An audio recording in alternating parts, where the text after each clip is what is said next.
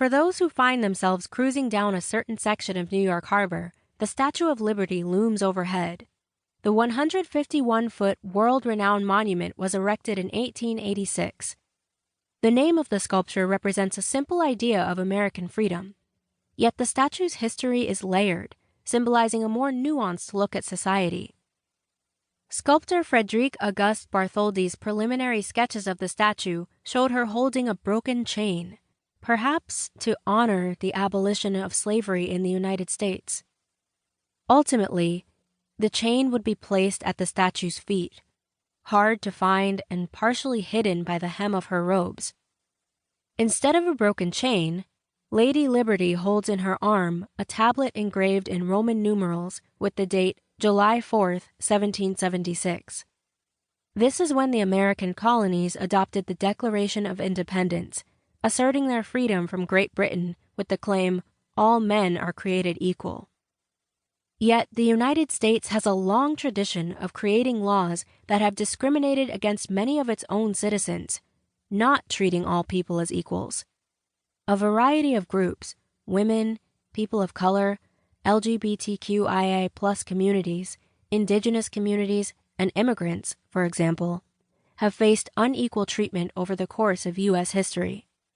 These laws have taken different forms over the years and have had a big impact on millions of people's lives, causing everything from unfulfilled dreams to death.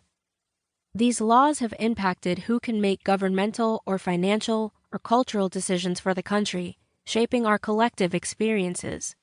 These stories have often been withheld from history books, submerged, covered up, and hidden from the public eye.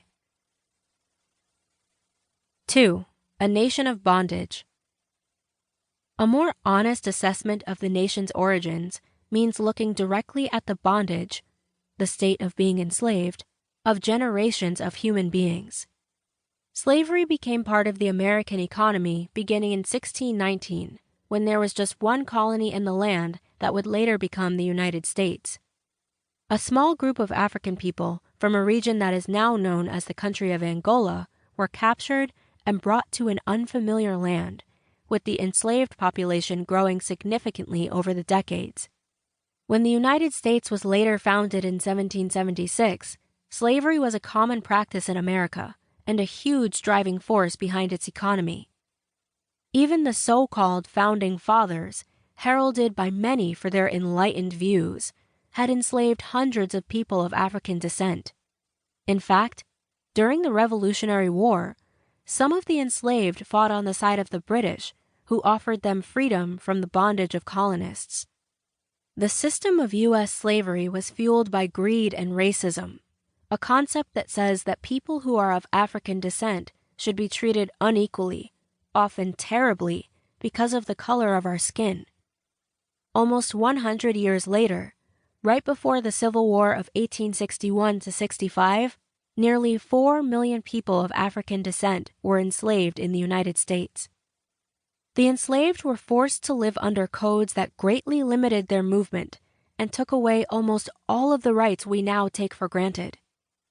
American slavery would become mainly linked to the production of cotton in the South.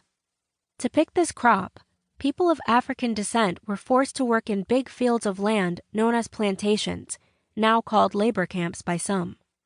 By 1860, in the southern states that would declare independence from the North, around 32% of white families had enslaved Black people. The trauma of slavery can still be seen to this day in society. A closer look: slavery in the Americas. The concept of slavery has existed around the world for eons. To enslave someone is to claim ownership over somebody else's life, controlling what they can do every day. Slavery was common in ancient Rome, for example, around 2,000 years ago. Unlike slavery in America centuries later, it wasn't based on skin color, though most of the enslaved were considered foreigners. The transatlantic slave trade took place from the 1500s to the 1800s, a period in which more than 10 million enslaved Africans were taken to North and South America. In this system, Africans were kidnapped from their homes, chained, brought to another land on ships, and forced to work to make money for people of European descent. This system was violent and awful, a violation of human rights in terrible, countless ways. Some people were beaten so badly that they died. Others had parts of their bodies cut off or were scarred forever. Women were routinely raped by the masters of plantations. The kidnapping of all these people damaged communities in Africa, causing huge instability. At the same time, important cultural traditions managed to survive the trade and were transformed on American shores.